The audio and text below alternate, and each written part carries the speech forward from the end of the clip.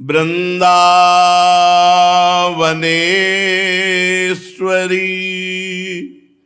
तवैव पदारविंदम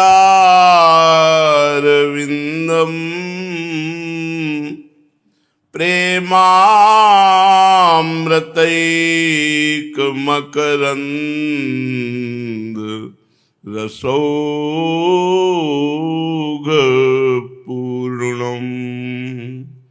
हृद्यर्पितं मधुपतेः स्मरतापमुग्रं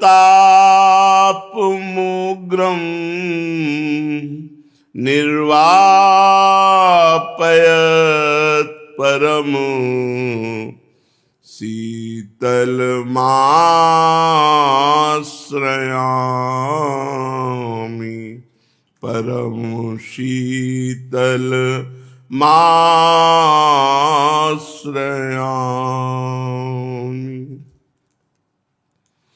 परम सच्चिदानंद घन प्रेमामृत स्वरूप नवनिभृत निकुंज महामहिम परम पावन श्री वृंदावन धाम, श्री वृंदावन धाम के लाडिले प्राणाराध्य प्राणप्रिय युगल सरकार श्री श्यामा श्यामजू, समस्त सहचरी वृंद, खग मृग पशु पंछी तरुलता, श्री यमुना रसरानी रजरानी, समस्त ब्रजवासी परिकर के चरणों में कोटिशाह प्रणाम, कोटिशाह नमन, नमस्कार। श्री धाम वृंदावन की ऐसी अमोघ महिमा है। यदि कहीं वृंदावन वास का सौभाग्य बन रहा हो और आकाशवाणी हो जाए कि तुम्हें वृंदावन वास नहीं करना, नहीं तो नरक की प्राप्ति होगी, तो आकाशवाणी की भी बात नहीं माननी।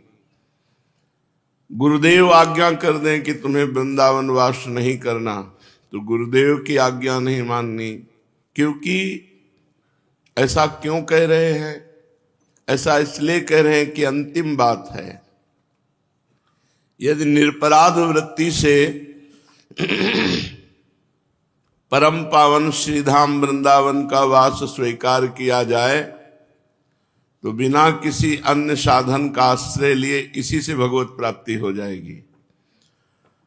ना कोई हमारा माता है, न कोई पिता है, न कोई देवी है, न कोई देवता है। एकमात्र भगवान ही सब रूप धारण किए हुए हैं और उन्हीं भगवान की प्राप्ति के लिए हमने सब रूपों का त्याग करे एकमात्र श्रीधाम वृंदावन का आश्रय लिया, तो निर्दोष वृत्ति से परमात्मा प्राप्ति की सार्थकता वाली वृत्ति उसके हृदय में आ गई।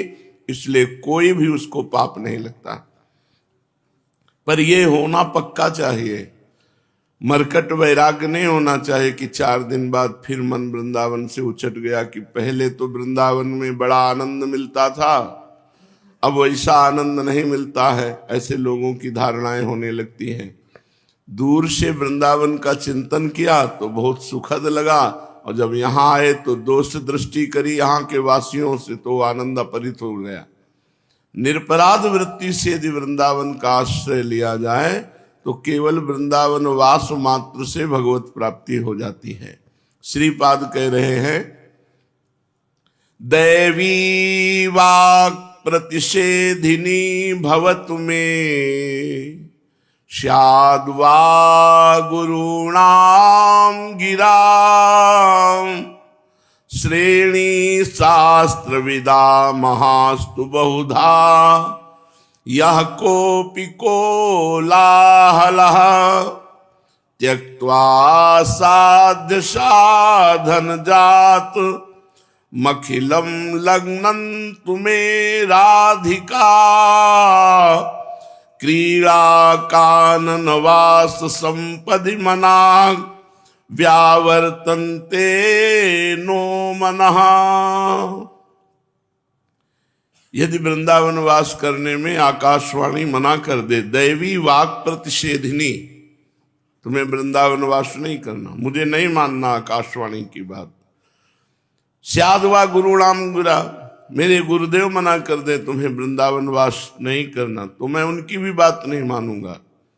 और श्रेणी शास्त्र विदा महास्तु बहुधा, यदि शास्त्र कह रहे हैं, कोई शास्त्र सिद्धांत कि तुम्हें इनको छोड़कर वृंदावन वास नहीं करना चाहिए, तो मैं उनकी बात नहीं मानूंगा, क्योंकि मेरी आखिरी बाजी है, मैं वृंदावन वास करके प्रिया प्रीतम का भजन करके भगवत प्राप्ति करूंगा, जन्म मरण के चक्र से मुक्त होऊंगा, इसलिए किसी की बात नहीं मानूंगा। वृंदावन के वास को जिनके नाहि हुलास, माता मित्र श्रुतादित्य तज ध्रुव तिनको पास। और अनेकों प्रकार के विद्वान जन कोलाहल करें, तुम्हें ऐसा नहीं करना चाहिए, तुम्हें ऐसा नहीं करना चाहिए, तो भी मैं वो बात अपने कान से सुनकर भी अनसुना कर दूंगा। तथापि निखिल साध्य और साधनों का त्याग करके एकमात्र वृंदावन के भरोसे पड़ा रहूंगा। श्री किशोरी जी के निज महल में पड़ा रहूंगा, और इससे जो हमको सुख प्राप्त होगा वो सुख कहीं नहीं है, बिंदु मात्र भी नहीं है। इसलिए मैं अपने मन को निश्चय ये धारणा से पुष्ट करता हूं कि चाहे जो कुछ हो जाए, वृंदावन वास नहीं छोड़ना। अगर ऐसा हो गया तो आवागमन मिट गया। वृंदावन बड़ा कृपालु है और हमारे अवगुणों की तरफ देखता ही नहीं है। बस एक अपराध न बने, यहां वास करने वाले ब्रजवासी वैष्णव जनों के प्रति दोष दर्शन, दोष श्रवण, दोष कथन ना बने, तो पड़े रहो, भगवत प्राप्ति हो जाएगी। क्या स्थिति देता है वृंदावन? प्रगायन नटन्नुद्धसन वा लुठन वा, प्रदायन रुदन संपतन मूर्छितो वा, कदा वा महाप्रेम माध्वी मदांध, चरिष्यामि वृंदावने लोक बाह्या। प्रगायन, प्रिया प्रीतम के पद गायन करते हुए, जोर जोर से राधा नाम गायन करते हुए, नटन, भाव में भरकर नाचता हुआ, रुदन, रोता हुआ, धसन, हंसता हुआ, ये प्रेम की स्थिति है। लोक लज्जा का त्याग करके महाप्रेम स्वरूप वृंदावन का जब वास स्वीकार किया, तो वृंदावन की कृपा से हमारे हृदय में जब प्रेम स्फुरण हुआ तो मदांध हो गया, प्रेमांध हो गया। अब वो कभी उच्च स्वर से गाता है, कभी रुदन करता है, कभी हंसता है, कभी नाचता है, लुठनवा, कभी वो भूमि पर लौटता है वृंदावन की रज में। और कभी कभी तो ब्रजभूमि में लौटते लौटते इतना प्रेम आता है कि वो मूर्छित हो जाता है। संपतन मूर्छितोवा, गिर पड़ा और वृंदावन की रज में मूर्छित हो गया, प्रेम मूर्छित हो गया। हाय, ऐसा मेरे प्रति कब भाव आएगा? ऐसा वृंदावन मेरे प्रति कब कृपा करेगा कि मेरे हृदय में भाव आएगा कि मैं वृंदावनाधीश्वर युगल सरकार के प्रेम में उन्मत्त होकर उनकी लीलाओं का गायन करूं, उन्हीं की लीलाओं के चिंतन में रुदन करूं, उन्हीं की लीलाओं के चिंतन में हंसूं, उसी भाव में भरकर भूमि पर लौटूं, उसी भाव में मूर्छित हो जाऊं। हाय, ये वृंदावन धाम हम पर कब ऐसी कृपा करेगा? न लोकम न धर्मम न गेहम न देहम, न निंदाम न स्तुतिम नापि सौख्यम न दुखम, विजानन किमप्युन्मदः प्रेम माध्या, गृह ग्रस्तवत् कर ही वृंदावने श्याम। कब ऐसा होगा कि मुझे बिल्कुल लोक लज्जा नहीं लगेगी सबका त्याग करके वृंदावन वास करने में? न लोक की बात और न कोई धर्माचरण मुझे रोक सकता है। अब तुम्हारा धर्म है इनकी सेवा करना, तुम्हारा धर्म है इनको ये कर, अब सब छोड़ देंगे। न लोकम न धर्मम।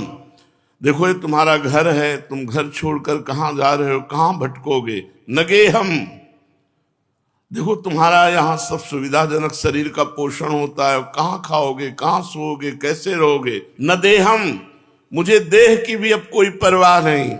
न निंदाम, कोई हमारी निंदा करे या कोई स्तुति करे या कोई हमसे मित्रता रखे या हमें दुख दे, अब इसकी कोई परवाह नहीं। आहा, लोक लज्जा, घर, देह, परिवार, निंदा, स्तुति, सुख दुख सबकी तरफ से निरपेक्ष होकर, कोई परवाह न करके मैं अनिर्वचनीय प्रेम मधु का पान करके उन्मत्त होने के लिए वृंदावन वास स्वीकार करता हूं। कैसे? ग्रहग्रस्त व्यक्ति की तरह। जैसे कोई विक्षिप्त हो जाए, पागल हो जाए तो सिजी हो जाता है, एक ही बात उसे समझ में आती है। ऐसे हमें एक ही बात समझ में आई, न लोक, न ग्रह, न धर्म, न नाना प्रकार की निंदा स्तुति की कोई परवाह। अब तो श्रीधाम वृंदावन अखंड वास करना है, क्योंकि इसी से भगवत प्राप्ति हो जाएगी। कलयुग है, हमसे कोई साधन नहीं बनेगा। निरंतर भगवान नाम स्फुरण करते हुए जिह्वा पे यदि वृंदावन वास किया जाए तो कुछ ही वर्षों में आपको दिव्यता का अनुभव होने लगेगा। पर होता है कि यहाँ आकर फिर हमारा व्यवहार घर जैसा होने लगता है और लोक व्यवहार जैसी निंदा स्तुति, तो उससे फिर हमारा मन ऊंचाई पर नहीं चढ़ पाता, इसी धरा पर रहता है, त्रिगुण की धरा पर। और वृंदावन त्रिगुणातीत प्रेम रस प्रदान करने वाला। तो यदि सौभाग्य से वृंदावन वास मिल गया है तो एक नियम ले लो कि वाणी से किसी की निंदा नहीं करेंगे, नियम ले लो कान से किसी की निंदा नहीं सुनेंगे, नियम ले लो आंख से किसी के दोष दर्शन नहीं करेंगे, बस पड़े रहो वृंदावन। वृंदावन पड़े रहने मात्र से भगवत प्राप्ति हो जाएगी। श्री हरिराम व्यास जी महाराज कह रहे हैं, कहाँ हो वृंदावन तज जाऊं, मुँह से नीच पोच को अनत न हरि बिनु और न ठाऊं। कहाँ हो वृंदावन तजी जाऊं। अब वृंदावन छोड़कर हम कहाँ जाएं? मेरे जैसे नीच और अधम को, जो हीन है, निर्बल है, उसे और कौन सहारा दे सकता है? हे हरि, श्रीधाम वृंदावन के बिना मेरा कोई ठाव नहीं, कोई स्थान नहीं। बड़ा कृपालु वृंदावन है। देखो, इस सृष्टि में जो आप करोगे उसी का फल मिलेगा, लेकिन यहां रहने का फल मिलेगा। सृष्टि में रहने का फल नहीं मिलता, करने का फल मिलता है। आप जो शुभ अशुभ कर्म कर रहे हैं उसका फल मिलेगा आपको, लेकिन वृंदावन में रहने का फल मिलेगा, भगवत प्राप्ति। यहां रहने का फल है भगवत प्राप्ति। तो कहाँ हो वृंदावन तज जाऊं। तो ऐसे कृपालु वृंदावन को छोड़कर हम कहां जाएं? सुख पुंजनी कुंजनी के देखत, विषय विषय विष क्यों पाऊं। जब हम वृंदावन की लताओं का दर्शन करेंगे, वृंदावन के रसिकों का संग करेंगे, रज में लौटेंगे, तो जो विषय विष है ये अपने आप अच्छा नहीं लगेगा। जब हमारी बुद्धि मलिन होती है तो भगवदानंद का त्याग करके विषय विष को ग्रहण करती है, और जब बुद्धि पवित्र होती है तो जैसे विष कोई खाना नहीं चाहेगा, ऐसे विषय भोगने की इच्छा नहीं होती। जब हम वृंदावन की लताओं का, रजरानी का, रसिकों का सेवन करेंगे तो हमारी बुद्धि शुद्ध हो जाएगी, और शुद्ध बुद्धि का निर्णय होगा कि आब्रह्म स्तंभ पर्यंतम सर्वम मायामयम जगत। तिनके से लेके ब्रह्मलोक तक सब मायामय है, इसलिए ब्रह्मादि के भोग सब विष सम लागत ताहि, नारायण ब्रज चंद की लगन लगी है जाए। जिसे भगवदानंद प्राप्ति की लगन लग जाती है उसे ब्रह्मादि के भोग भी विषवत लगते हैं। हरिराम व्यास जी कह रहे हैं कि अब नहीं, एक आग को डाढ़ो दूजी आग मांझ न बुझाऊं।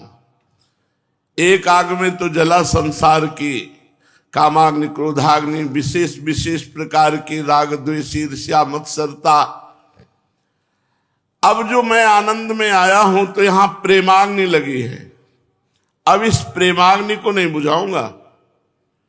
संसार की आग बुझाने के लिए वृंदावन का आश्रय लिया, वृंदावन ने जो आग लगाई प्रेम अग्नि, अब इसे नहीं बुझाऊंगा, अब इसे तो और जलाऊंगा और बढ़ाऊंगा। प्रेमाग्नि में सब वासनाएं भस्म करके प्रिया प्रीतम को प्राप्त होऊंगा।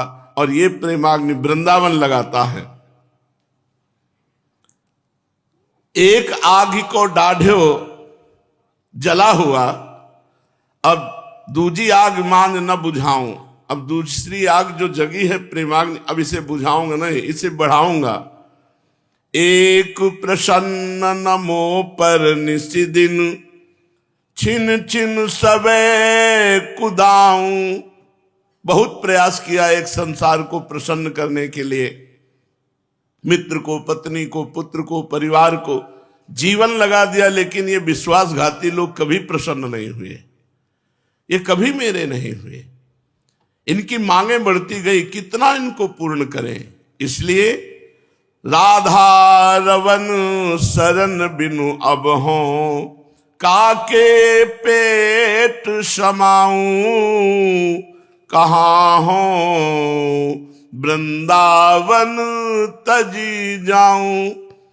अब तो एक राधा रमण के सिवा हमारे जीवन में कोई नहीं है। मैंने सबसे प्रेम करके देख लिया, सबको प्रसन्न करने की चेष्टा की, चाहे जान की बाजी लगा दो, फिर भी ये धोखेबाज लोग कभी प्रसन्न नहीं होते, ये कभी हमारे नहीं होंगे। इसलिए सबकी आशा, तृष्णा, वासना छोड़ करके एकमात्र राधा रमण जी की शरण ले लिया, और वही अब हमें स्वीकार कर सकते हैं, दूसरा कोई हमें अपना भी नहीं सकता। वृंदावन वास करने में भोजन छाजन की चिंता नहीं, मरी बेहोश से न डराऊं। अब न भोजन की चिंता है, न प्यास की चिंता, न मरने की कोई परवाह है। जब वृंदावन वास कर लिया तो आज मरूं या 100 वर्ष बाद मरूं, इसकी कोई परवाह नहीं। मरने से जो पद मिलता है वो परम पद हमें मिलेगा, वृंदावन नहीं छोड़ेंगे। और भूख प्यास तो विश्वम्बर भगवान सारे जगत का भरण पोषण करते हैं, तुम भगवान की शरण में हो, तुम्हारा भरण पोषण क्यों नहीं करेंगे। भगवान की दिव्य शक्तियां हैं जो भगवान की शरण में है, उसकी रक्षा करती हैं और उसकी व्यवस्था करती हैं। हरिराम व्यास जी कह रहे हैं, जैसे पतिव्रता पत्नी अपने पति के नाम का सिंदूर भर लेती है और ठसक से रहती है, ऐसे ही सिर पर सिंदूर व्यास धर्यो, अब वही है श्याम सहाऊं। अब तो श्यामा श्याम का सिंदूर भर लिया, अब हम सुहागवती हो गई। हमारे प्रीतम दो हैं, दो प्रीतम श्री श्यामा श्याम, इनका सुहाग भरकर अब न किसी से डरना है, न कोई चाह करना है, न किसी से संबंध रखना है, एकमात्र प्रिया प्रीतम से संबंध। और हमारी सहायता स्वयं श्याम सुंदर भगवान करते हैं, क्योंकि मैं उनकी ठसक में हूं, उनकी शरण में हूं, तो वही हमारा सारा भार निर्वाह करते हैं। अब सर्वस्व त्याग करके एकमात्र श्री वृंदावन का आश्रय लिया। बड़ा महाभाग्य है जिनको ऐसा सौभाग्य मिला है कि उस श्रीधाम वृंदावन का एकमात्र आश्रय लेकर नाम जप कर रहे हैं। नाम जप की बड़ी अपार महिमा है। श्री सीताराम दास ओंकारनाथ जी महाराज वर्णन करते हैं, नाम सेवा, नाम जप, नाम कीर्तन, नाम ध्यान, अब नाम सेवा, ये हर साधक को रखनी चाहिए। जो नाम सेवा जी राधा नाम विराजमान है, 5 मिनट सेवा में लगते हैं। एक कटोरी में विराजमान करके एक पात्र से स्नान करा दो, कोमल कपड़े से पोंछ दो, थोड़ा इत्र लगा दो, चंदन लगा दो, भोग लगा दो, आरती कर दो, हो गई सेवा। जय बार तुम्हारा मन हो तय बार भोग लगाओ, आरती करो, शयन करा दो, उत्थापन करा दो। छोटी सी सेवा, कहीं भी जाओ आओ हर समय साथ है। नाम सेवा की महिमा गुरुदेव भगवान के चरणों के आश्रय से पता चली। साक्षात प्रिया प्रीतम के प्रसन्न करने का सहज उपाय नाम सेवा विराजमान कर लो। बड़ा चमत्कारिक है नाम सेवा जी। महामाया से प्रभावित भटके हुए लोगों को बहुत सहज में भगवत प्राप्ति कराने में समर्थ है नाम सेवा जी। पर नाम में प्रीति हो जाए, जहां जाओ साथ में नाम हो। गुरुदेव भगवान जहां जाते रहे, एक इतनी छोटी सी टोकरी सी, उसमें नीचे कोमल वस्त्र बिछाकर नाम सेवा राधा नाम विराजमान, ऊपर से झीने कपड़े से ढक दिया, झोले में डाल लिया। जहां स्नान कराना 5 मिनट की सेवा, छोटी सी चौकी, छोटा सा चंदन घिस करके जरा सा चंदन लगा दे। एक इत्र की शीशी काफी दिन चलती है। छोटी नाम सेवा, जरा सा रुई से लिया, ऐसे लेप कर दिया, इत्र का चंदन लगा दिया, थोड़ा भोग लगा दिया, आरती कर दी, छोटी सी आरती। कहीं भी पूरी सेवा इतनी तो साथ। हमारे पास सिद्ध शालिग्राम थे, गुरु की कुल परंपरागत, मग्नानंद सरस्वती जी के समय से सेवित। जब गुरुदेव भगवान ने कहा कि नाम सेवा विराजमान करो, क्या है सेवा आपके पास, तो हमने कहा शालिग्राम भगवान 3 थे, चक्र का चिन्ह, बड़े इतने बड़े बड़े थे, रोज उनका चरणामृत पी। तो बोले हमारे राधा नाम विराजमान करने पर तो शालिग्राम सेवा, उनका आदेश कीजिए। बोले पहले हटाइए। उस समय मुरारी शरण जी आते थे, मुरारी शरण जी से कहा हमारा यहाँ कोई परिचय नहीं, किसी वैष्णव को आप दे दीजिए। उन्होंने दे दिया। एक शब्द भी नहीं कि हमारी कुल परंपरागत सेवित श्री शालिग्राम जी भगवान है। तुरंत राधा नाम तब गुरुदेव भगवान ने दिया, जो विराजमान राधा नाम है, अपार करुणामय।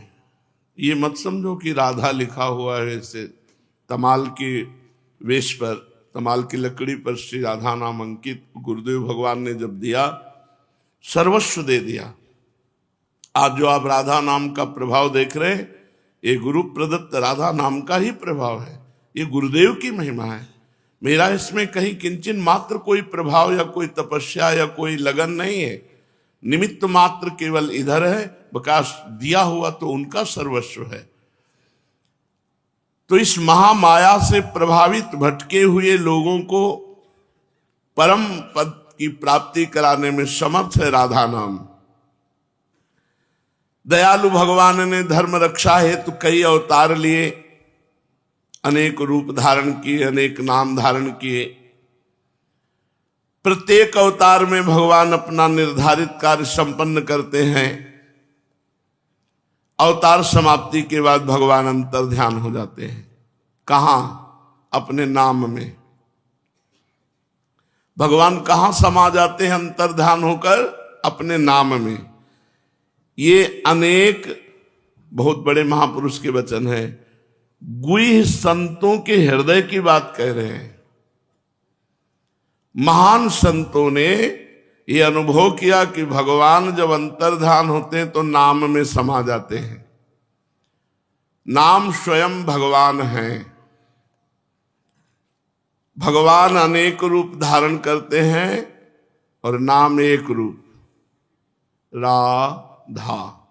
इसी में सब कुछ विराजमान है। श्री जी विराजमान है, लालजू विराजमान है, सहचरियां विराजमान है, निकुंज विराजमान है। राधा नाम सेवा में विराजमान क्यों? सब कुछ विराजमान है।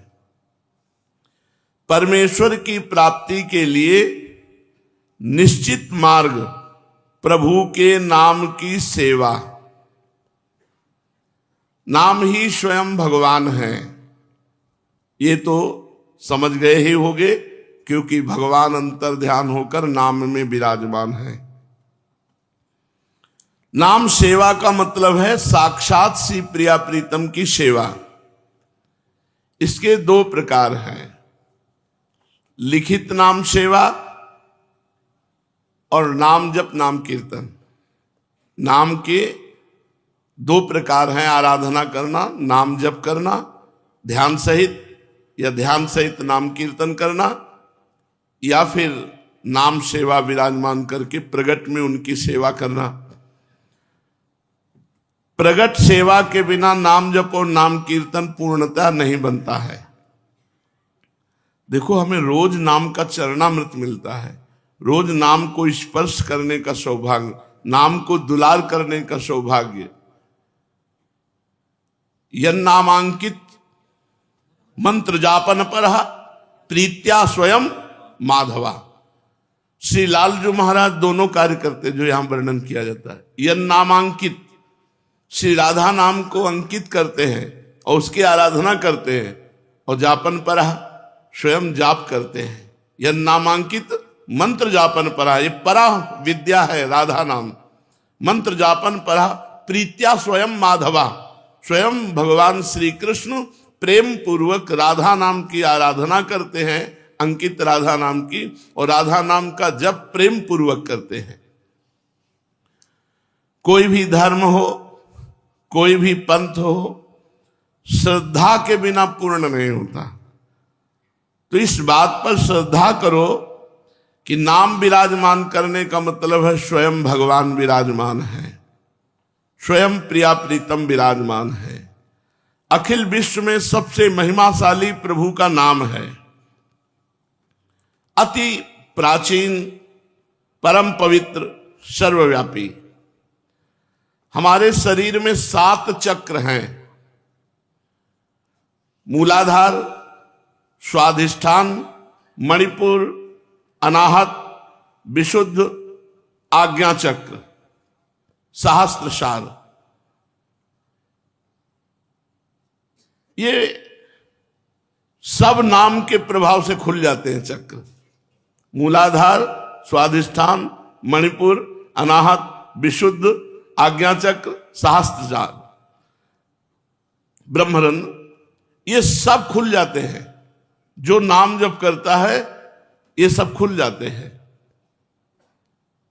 मानो सबका बीज है नाम, मंत्र का बीज भी है नाम। अधिक से अधिक नाम सेवा में चित्त लगाना, नाम ध्यान करना, नाम उच्चारण करना, नाम कीर्तन करना, नाम आराधना से सब परिपूर्ण हो जाएगा। चारों तरफ तुम्हें विपुल शांति और आनंद का अनुभव होगा। घंटों महाराज जी को राधा नाम के दर्शन करते हुए देखा है, श्रृंगार करके बस राधा नाम में पूरा। अब क्या शोभा राधा नाम की उनके नेत्रों में झलकती कि घंटों तन्मय होकर के राधा नाम का दर्शन करते। नाम सेवा यदि सकामता से की जाए तो मनोवांछित फल देती है, और यदि निष्काम किया जाए तो शांति, सत्य का ज्ञान और प्रेम, ये तीनों प्राप्त होते हैं। सकामता पूर्वक की गई सेवा मनोवांछित फल प्रदान करती है, और निष्काम भाव से की हुई सेवा शांति, सत्य का ज्ञान और प्रेम, ये तीनों प्रदान करती है। आध्यात्मिक प्रगति बड़ी तेजी से होती है जो नाम चरणामृत रोज पीता है, नाम सेवा करता है, नाम चरणामृत पीता है। नाम के बराबर कोई इष्ट देव नहीं। सकाम हो या निष्काम, राधा नाम सेवा का लाभ अपने साथ रखो, मानव जाति में जो तुम्हारा जन्म लेना सफल हो जाएगा। लिखित राधा नाम सेवा की विशेषता यह है कि इसमें अंगुलियां, हाथ, आंखें तथा मन, जब ये सब एक साथ होंगे तब भोग लगेगा। भाव में भरकर राधा नाम में ही प्रिया प्रीतम विराजमान देख रहे हैं, फिर उनके मुख में पवा रहे हैं, भोग लगा रहे हैं। ये मानसिक भी हो सकता है, पर प्रगट में करना अनिवार्य है। बिना प्रगट सेवा के मानसिक सेवा में प्रवेश नहीं होता। कितना सुंदर हृदय द्रवित होता है जब गुलाब के फूल में स्नान कराकर, इत्र लगाकर, चंदन का लेप करके, श्रृंगारित करके, गुलाब के फूल में बीच में राधा नाम, फिर दुलार करते हुए जब आरती, हृदय द्रवित होता है, बड़ा सुख मिलता है। दुर्भाग्य है कि इतनी महान करुणा करने वाली नाम सेवा को लोग विराजमान नहीं कर पाते, सेवा नहीं कर पाते। जब जिह्वा में नाम, कान में नाम, ध्यान में नाम और सिंहासन में नाम, तब नामाकार वृत्ति प्रकट हो जाती है। और इसके लिए कोई काल मर्यादा नहीं। काल मर्यादा माने समय मर्यादा, कि आप इतने बजे ही स्नान करावें नाम सेवा में।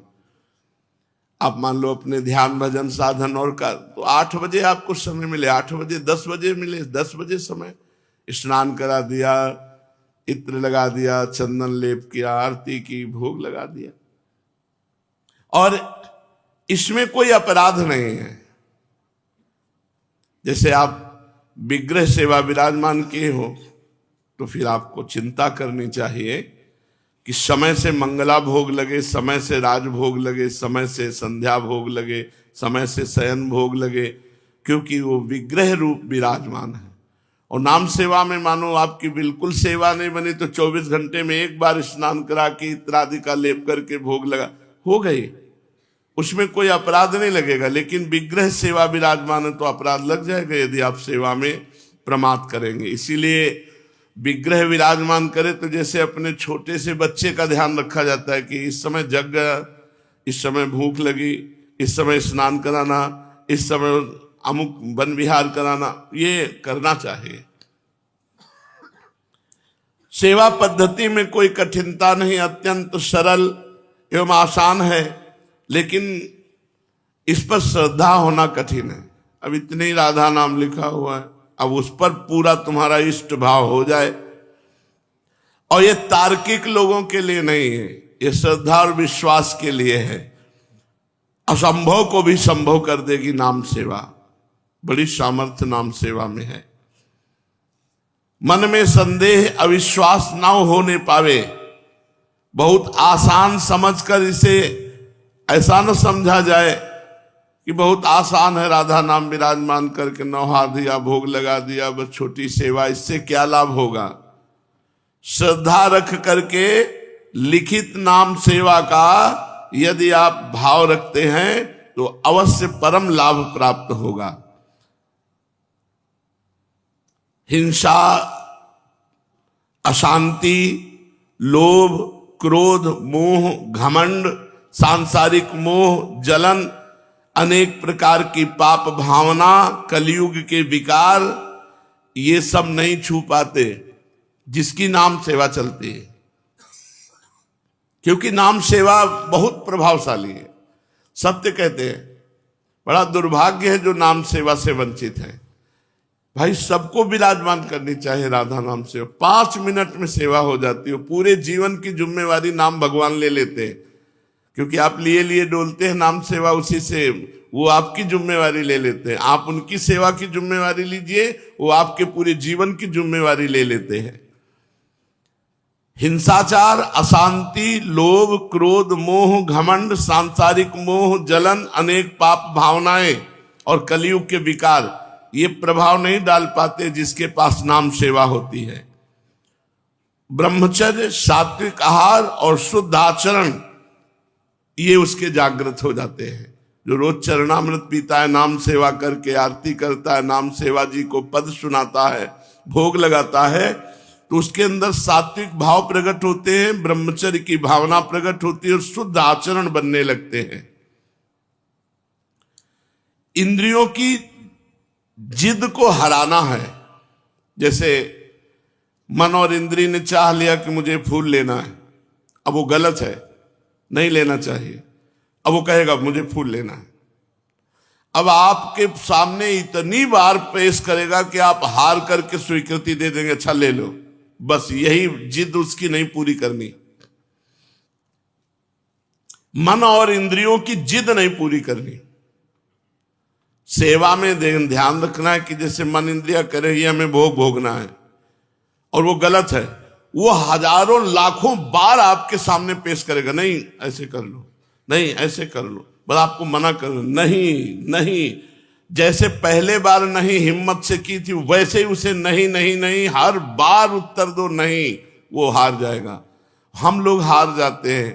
कितनी बार ना करें, बहुत बार हठ कर लिया, और वो महीनों हो सकता है वो वासना आपको बार बार वही पेश करे, आपको रद्द कर देना। नहीं नहीं, आपको अपनी जिद रखनी है, इंद्रिय और मन की जिद का पालन नहीं करना। जो इंद्रियों की जिद में उनको दुलार करने लगते हैं, फिर उनका स्वभाव बिगड़ जाता है। इसलिए पूजा में तल्लीन होने के लिए, सेवा में तल्लीन होने के लिए इंद्रियों के लाड़ प्यार दुलार को थोड़ा रोकना होगा। नाम सेवा 3 बार तो कर ही लीजिए। प्रातः स्नान और श्री जी का श्रृंगार, मध्याह्न में राजभोग और सायं में भोग लगा के शयन करा दीजिए। 3 बार त्रिकाल सेवा, नाष्टयाम कर पावे तो 3 बार तो कर ही ले, कोई कठिनता नहीं है। शास्त्रों में निसंदिग्ध रूप में बताया गया है, सतयुग में ध्यान, त्रेता में यज्ञ, द्वापर में पूजा और कलयुग में नाम। नाम ध्यान, नाम कीर्तन, नाम जप, नाम सेवा। इसके अतिरिक्त अन्य साधनों में इतनी सामर्थ्य नहीं है कि वो भगवत प्राप्ति करा दे। राधा नाम संकीर्तन, राधा नाम ध्यान, राधा नाम जप और राधा नाम सेवा, इसी को अपना जीवन बना ले, फिर नाम से योग हो जाता है। योग का अर्थ है मिलन, अनुभूति। नाम प्राण एक हो जाते हैं। जैसे गोपीजन कहते हैं, प्राण भय कान में, कान भय प्राण में, ही में न जान परे कान है कि प्राण है। ऐसे नाम भय प्राण में, प्राण भय नाम में, ही में न जान परे नाम है कि प्राण है। वही राधा राधा राधा।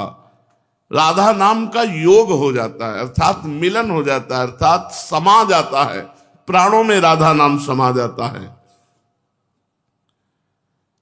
श्री सीताराम दास ओंकारनाथ महाराज जी कह रहे हैं, नाम योग के बिना जीवन अधूरा है। एकम एक हो जाना योग, नाममय हो जाना, कितना आनंद है। आंख मूंदे तो राधा नाम, आंख खोले तो राधा नाम, चिंतन राधा नाम, सेवा राधा नाम, वह नामाकार वृत्ति। नाम का जप का मतलब है परमात्मा का स्पंदन, प्रभु स्फुरित हो रहे, राधा राधा राधा। निरंतर नाम के आश्रय में आध्यात्मिक प्रगति रोज की रोज होती चली जाती है, क्योंकि पापों की निवृत्ति और आत्मा की शुद्धि, आत्मा माने अंतःकरण। ब्रह्म नाम है, तारक नाम है। अवतारों में अवतरित होकर भगवान तो कुछ लोगों का, गिने चुने लोगों का उद्धार करते हैं, लेकिन नाम तो अनंत लोगों का उद्धार कर देता है।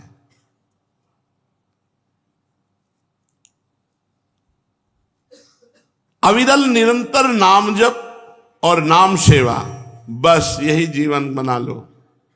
निरंतर नाम जप और नाम सेवा, यही जीवन बना लो। बाबा कह रहे, पाप ताप दुख शोक निवृत्ति अपने आप हो जाएगी। नाम जापक और नाम सेवा वाले को अन्य साधनों की तरफ नहीं देखना चाहिए और अन्य साधकों से संपर्क करना चाहिए, नहीं तो बड़ा विक्षेप पड़ता है।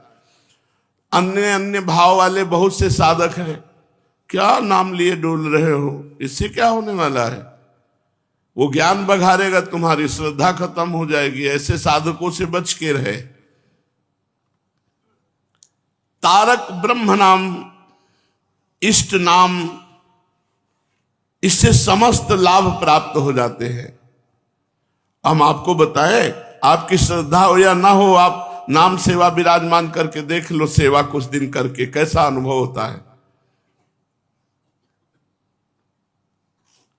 भगवान कहते हैं कि हे पार्थ, जो श्रद्धा से अथवा अवहेलना से भी मेरे नाम का पूजन सेवन स्मरण करता है, उसके हृदय में मैं चिरस्थायी प्रकट हो जाता हूं। श्रद्धा से या अवहेलना से, जैसे भी, बड़ी महिमा है। मैं उसके हृदय से कभी विलग नहीं होता। और भगवान जब हृदय में प्रकाशित हो गए तो सारी दैवी संपदा अपने आप प्रकाशित हो गई।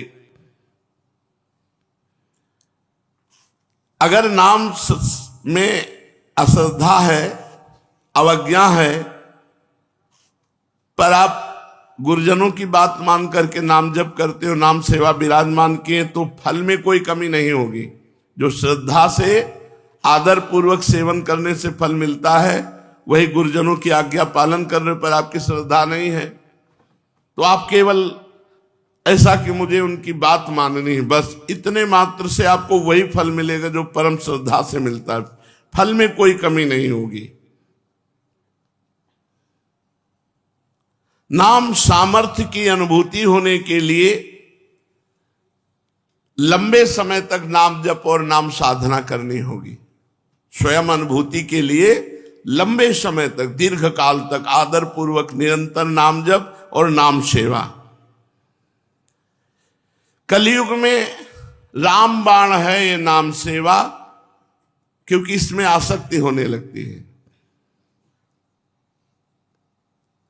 कई बार ऐसे स्वप्न देखे कि हम गंगा किनारे विचरण कर रहे हैं, पर एकदम ध्यान आया नाम सेवा कहाँ है। नाम सेवा का चिंतन करते ही गंगा किनारा गायब और वृंदावन प्रकट। सिंहासन सेवा सब, तुरंत चैप्टर खत्म हो जाए। नाम सेवा का है। नाम सेवा के बिना जहां भी विराजमान है, शरीर जहां भी रहेगा, नाम सेवा साथ रहेगी। वहां विशाल नाम सेवा विराजमान है गुरु भवन में।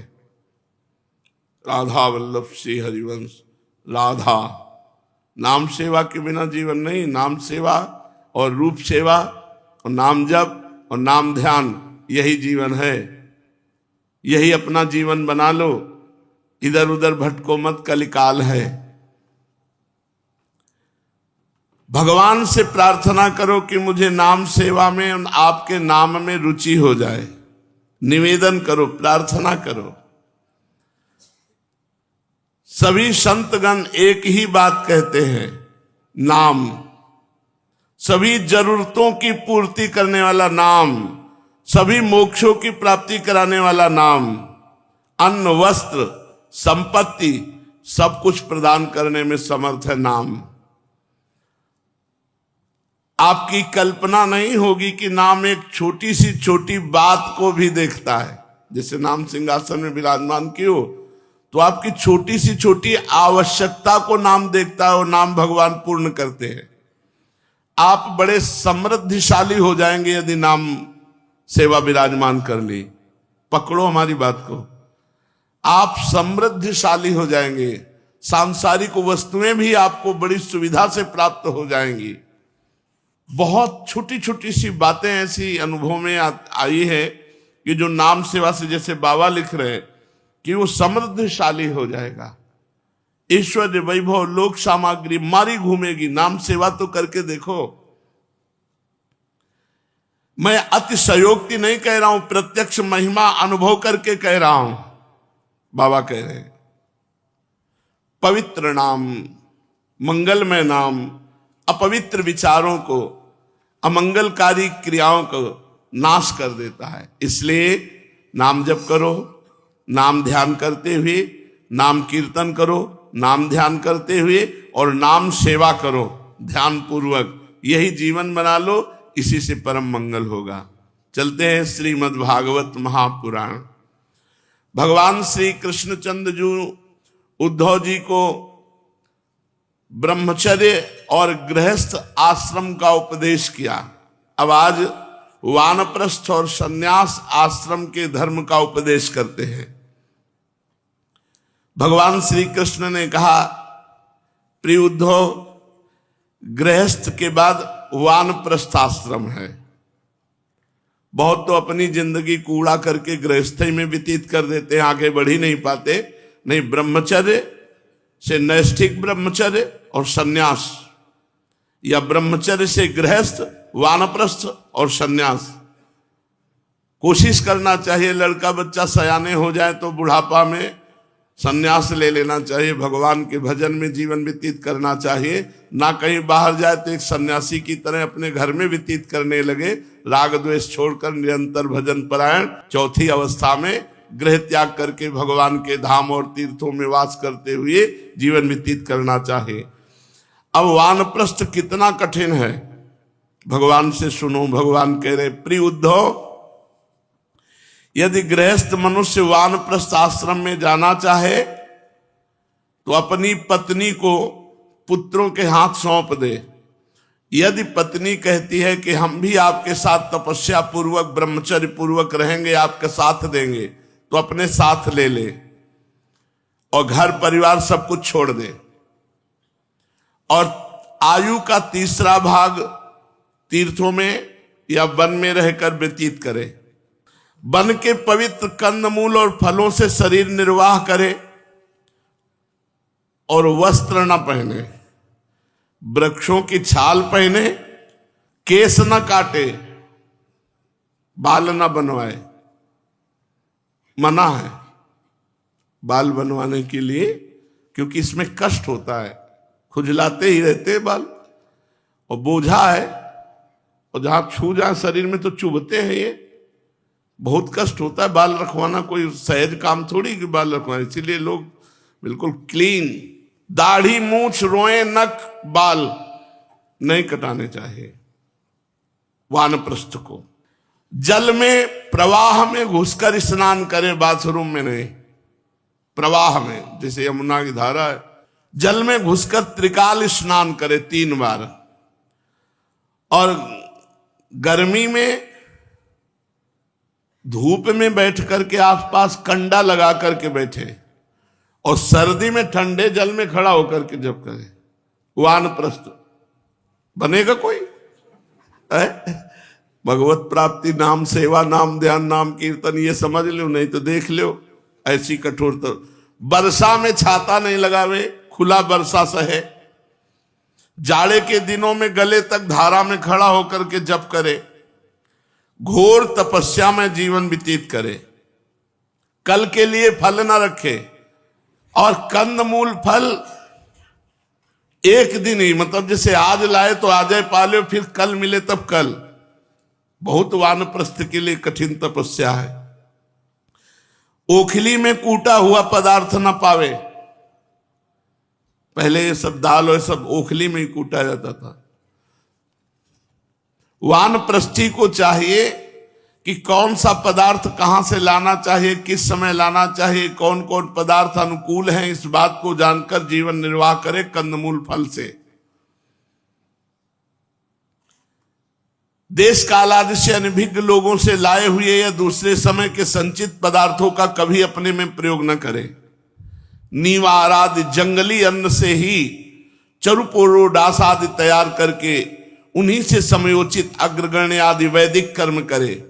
वानप्रस्थ हो जाने पर वेद विहित किसी को दुख पहुंचाने वाले कार्य न करें। वेद वेत्ताओं ने वानप्रस्थी के लिए अग्निहोत्र, दर्श, पौर्णमास, चातुर्मास आदि का वैसा ही विधान किया जैसा गृहस्थों के लिए। वानप्रस्थी इतनी तपस्या करे कि मांस सब सूख जाए, केवल हड्डी हड्डी दिखाई दे, केवल हड्डी, अस्थि मात्र होए रहे शरीरा। एक एक नस दिखाई देनी चाहिए वानप्रस्थी की, हड्डी हड्डी दिखाई देनी चाहिए। भगवान आदेश कर रहे, देख लो कल्याण ऐसे होता है भाई। और तुम्हें सीधे कह रहे राधा राधा बोलो, राधा नाम सेवा विराजमान करो, भोग लगाओ, खाओ, परम पद मिलेगा। तो तुम्हारी समझ में ले आ रहा है। एक एक हड्डी हड्डी दिखाई देनी चाहिए, नस नस दिखाई देनी चाहिए।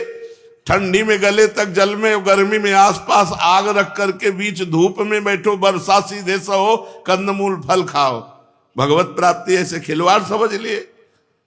और जब हम कह रहे हैं कि राधा राधा जपो परम पद मिल जाएगा, तो समझ में नहीं आ रहा। तो 2 बातें हैं, समझ लियो, नस नस दिखाई दे, या भोग लगा के श्री जी का पाओ, खूब कीर्तन करो, खूब वाणी जी का गायन करो, खूब नाम जप करो।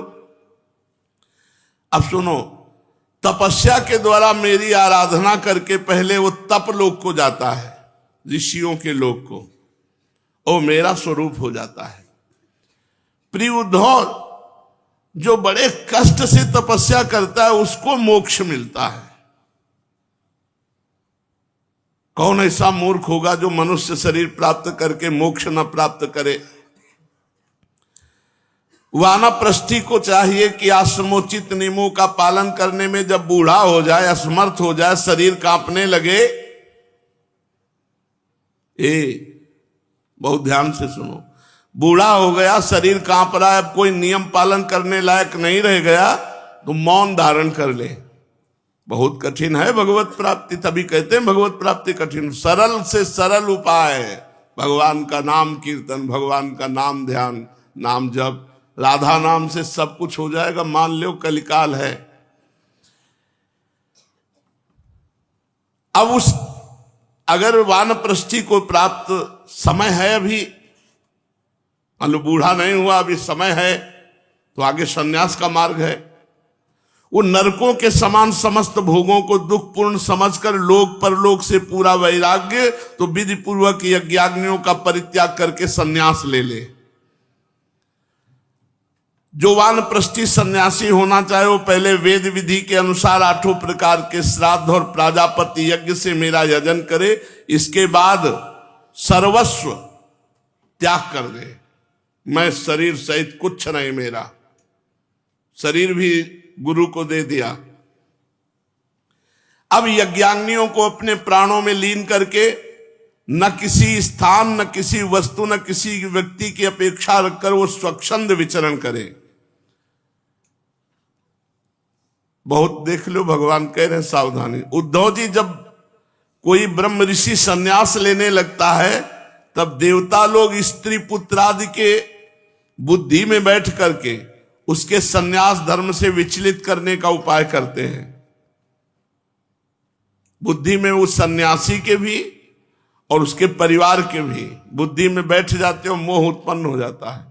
क्योंकि देवताओं को ये जलन हो जाती कि ये तो हम लोगों की अवहेलना करके हम लोगों को लांघ कर ये परमात्मा प्राप्ति करने जा रहा है, इसलिए वो विघ्न करने लगते हैं।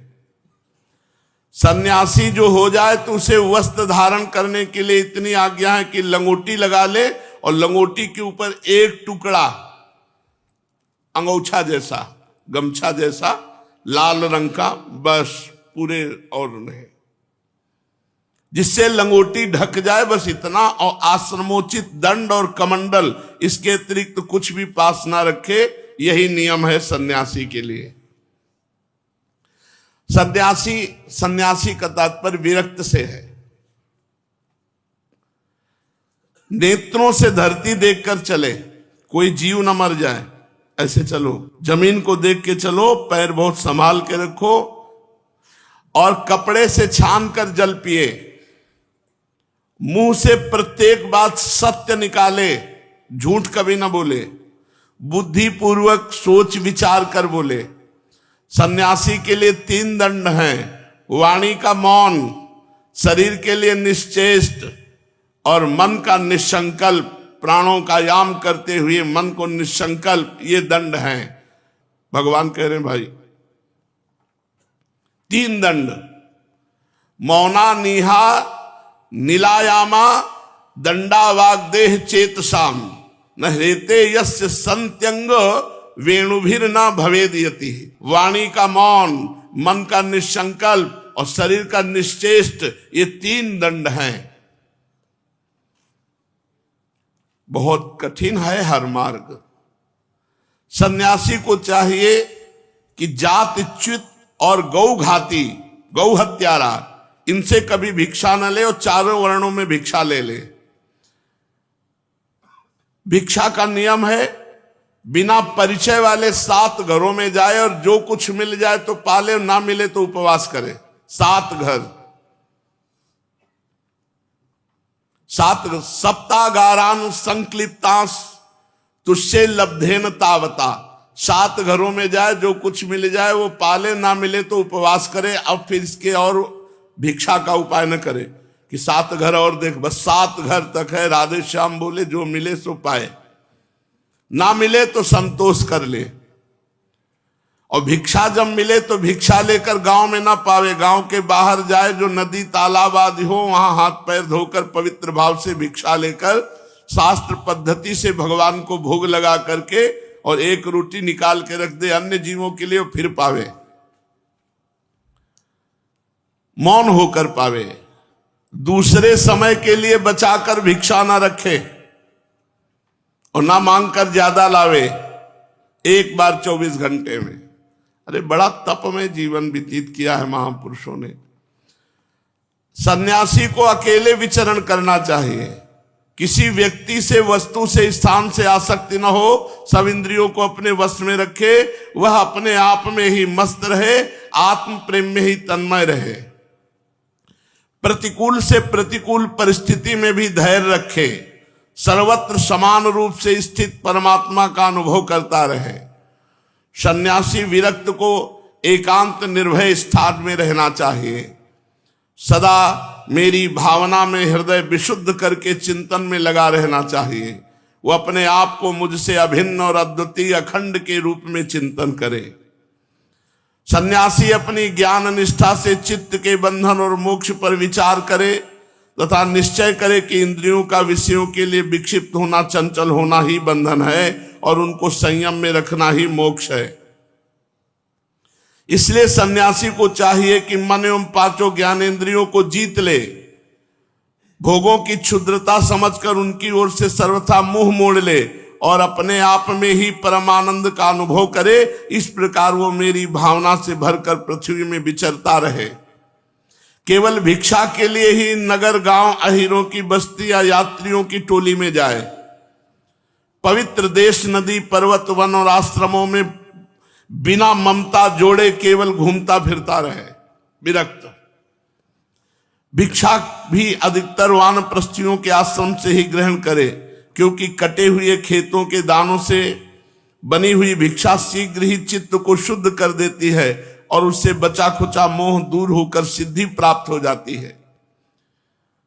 विचारवान सन्यासी दृश्यमान जगत को सत्य वस्तु कभी न समझे, क्योंकि ये प्रत्यक्ष नाशवान है। ब्रह्म सत्यम जगन मिथ्या। इस जगत में कहीं भी अपने चित्त को न लगाए, इस लोक और परलोक में जो कुछ करने पाने की इच्छा हो उससे विरक्त हो जाए। सन्यासी विचार करे कि आत्मा में जो मन, वाणी और प्राणों का संघात रूप ये जगत है, सारा का सारा माया का खेल है। इस विचार के द्वारा इसका बाध करके अपने स्वरूप में स्थित हो जाए, फिर कभी संसार का स्मरण ना होने पावे। ज्ञाननिष्ठ, विरक्त, मुमुक्ष और मोक्ष की भी अपेक्षा न रखने वाला मेरा भक्त आश्रमों की मर्यादा में बद्ध नहीं है। वो चाहे तो आश्रम और उनके चिन्हों को छोड़ छाड़ कर वेद शास्त्र के विधि निषेधों से परे होकर स्वच्छंद विचरण करे। बुद्धिमान होकर भी बालकों के समान खेले, निपुण होकर भी पागलवत रहे। विद्वान होकर बातचीत करे तो पागलों की तरह करे, नहीं तो ये भीड़ इकट्ठा हो जाएगी। पागलों की तरह व्यवहार करे। समस्त वेद विधियों का जानकार होकर भी पशु वृत्ति से जीवे। अनियत आचारवान, ऐसा आचरण करे कि दूसरों को घृणा हो जाए। बड़े विवेकी हैं, बड़े धनी हैं अपने धन को बचाने के लिए। ऐसे निपुण हो तो जड़वत रहे, बुद्धिमान हो बालकों के समान खेले, पागलों की तरह बातचीत करे और पशु वृत्ति से अपवित्र, अनियत आचारवान, अनियत आचारवान। यार कोई आचरण ऐसा, यह आखिरी स्थिति है। सन्यासी का मतलब अब अवधूत स्थिति। कभी वेदों की कर्मकांड भाग की व्याख्या में ना लगे, पाखंड न करे, तर्क वितर्क से बचे। जहां वाद विवाद हो रहा हो वहां कोई पक्ष न ले। सन्यासी को इतना धैर्यवान हो कि मन में किसी भी प्राणी से उद्वेग न हो और स्वयं भी किसी प्राणी को उद्विग्न न करे। उसकी कोई निंदा करे तो प्रसन्नता से सह ले, पर किसी का अपमान न करे। प्रिय उद्धव, सन्यासी इस शरीर के लिए किसी से भी वैर न करे। ऐसा वैर तो पशु करते हैं। जैसे एक ही चंद्रमा जल से भरे हुए विभिन्न पात्रों में अलग अलग दिखाई देता है, वैसे ही एक ही परमात्मा समस्त प्राणियों में और अपने में स्थित है। सबकी आत्मा तो एक ही है, पंचभूतों से बने हुए शरीर भी सबके एक ही हैं, क्योंकि सब पांच भौतिक ही तो हैं। ऐसी अवस्था में किसी से भी वैर विरोध करना अपना ही वैर विरोध है। प्रिय उद्धव, सन्यासी को किसी दिन यदि समय पर भोजन न मिले तो उसे दुखी नहीं होना चाहिए, उपवास करना चाहिए। और बराबर भोजन मिले तो हर्षित नहीं होना चाहिए। उसे चाहिए कि वो धैर्य रखे, मन में हर्ष और विषाद दोनों प्रकार के विकार न आने दे, क्योंकि भोजन मिलना और न मिलना दोनों ही प्रारब्ध के अधीन है। इसमें भोजन की बार बार बात इसलिए होती कि एक ही समस्या होती सबसे ज्यादा, भूख। आप लोग तो भूख को पहचानते नहीं, किसे भूख कहते हैं। भूख उसे कहते हैं जब कई दिन भोजन न मिले और फिर कोई भोजन पाता दिखाई दे और फिर भी अपने पास व्यवस्था नहीं, तब उसका कष्ट पता चलता है कि भूख किसे कहते हैं। भिक्षा अवश्य मांगनी चाहिए, ऐसा करने से अहंकार नष्ट होता है, प्राणों की रक्षा होती है।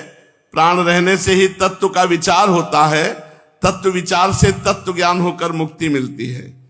सन्यासी को प्रारब्ध के अनुसार थोड़ी अच्छी बुरी जैसी भिक्षा मिल जाए उसी को पेट में डाल ले।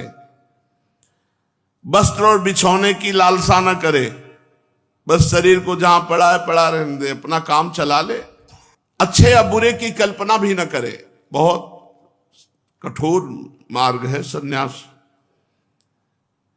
जैसे मैं परमेश्वर होने पर भी अपनी लीला से ही शौच आदि शास्त्रोक्त नियमों का पालन करता हूं, ऐसे ज्ञाननिष्ठ पुरुष भी शौच, आचमन, स्नान और दूसरे नियमों का लीला से ही आचरण करे। शास्त्र विधि के अधीन होकर विधि किंकर होकर न करे, क्योंकि ज्ञाननिष्ठ पुरुष को भेद की प्रतीति ही नहीं होती। जो पहले था वो मुझ सर्वात्मा के साक्षात्कार से नष्ट हो जाती है। मरण पर्यंत बाधित भेद की प्रतीति भी होती है, तब भी देहपात हो जाने पर वो मुझसे एक हो जाता है। भगवान सन्यास धर्म का और वर्णन कर रहे हैं, सुशेष आगे। श्री राधा वल्लभ लाल की